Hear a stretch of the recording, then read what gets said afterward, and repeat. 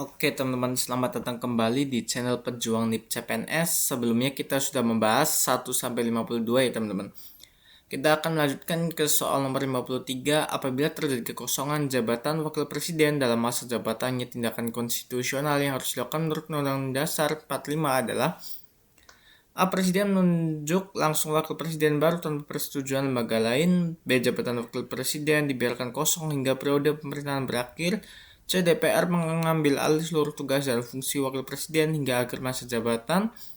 D. Mengadakan pemilihan umum darurat khusus untuk memilih wakil presiden baru. Atau E. MPR menyelenggarakan sidang untuk memilih wakil presiden dari dua calon yang diusulkan oleh presiden.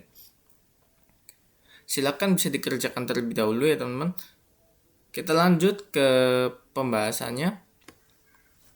Berdasarkan pasal 6A ayat 4 dan perubahannya dalam Undang-Undang Dasar 45, khususnya pasal 8 ayat 2 dalam hal terjadi kekosongan wakil presiden, selambat-lambatnya dalam waktu 60 hari MPR menyelenggarakan sidang untuk memilih wakil presiden dari dua calon yang diusulkan oleh presiden.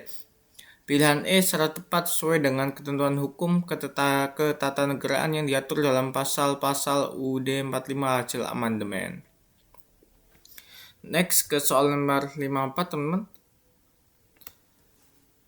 Seorang ASN di bagian pengadaan barang dan jasa menolak ajakan rekan kerjanya untuk memanipulasi spesifikasi teknis dalam dokumen lelang.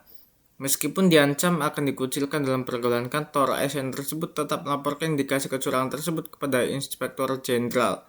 Sikap ASN tersebut mencerminkan integritas dalam aspek keberanian moral untuk menegakkan aturan dan mencegah kerugian keuangan negara.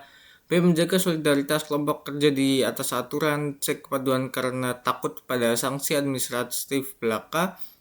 D. Keinginan untuk mendapatkan pujian dari media massa. Atau E. Ketidakmampuan beradaptasi dengan budaya kerja lokal. Oke, kita lanjut ke pembahasannya teman-teman.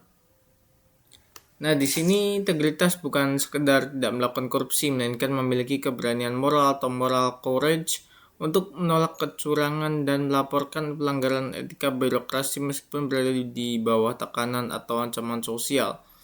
Pilihan A secara tepat menilai tindakan ASN tersebut sebagai wujud integritas sejati yang mementingkan keselamatan keuangan negara dan hukum di atas kenyamanan pribadi. Jadi jawabannya yang A teman-teman.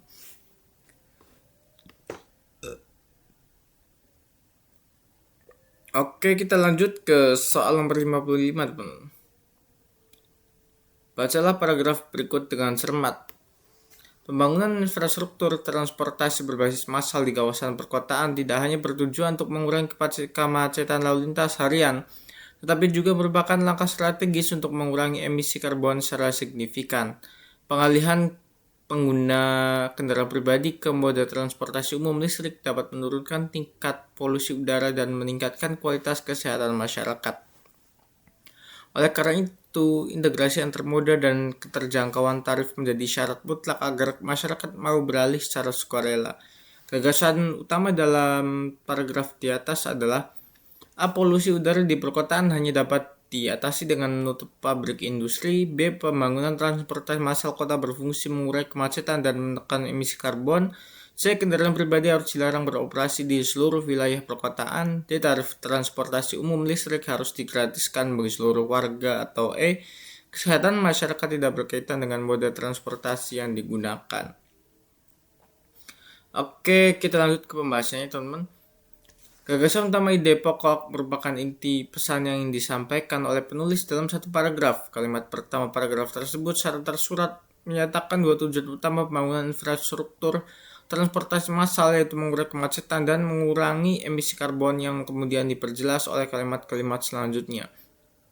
Pilihan B merupakan perangkuman paling akurat atas gagasan utama paragraf tersebut ya teman-teman. Oke, untuk video kita kali ini sekian saja teman-teman. Sampai jumpa di video berikutnya. Terima kasih, selamat belajar.